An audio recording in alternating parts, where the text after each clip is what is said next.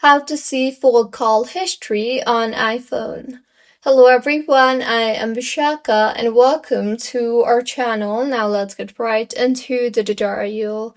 Firstly, go ahead and open the phone application on your device and then tap on the Recent tab from the bottom toolbar and you will be able to see your full call history.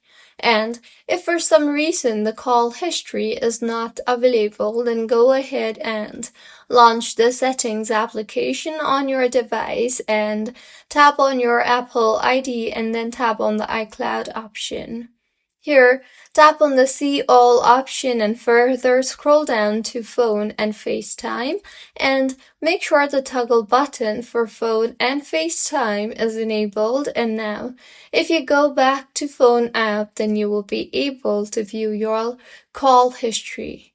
So this is how you can see full call history on iPhone. If you find this tutorial helpful, please like the video and do comment if you have any queries. Also, do subscribe to our channel for more helpful tutorials like this.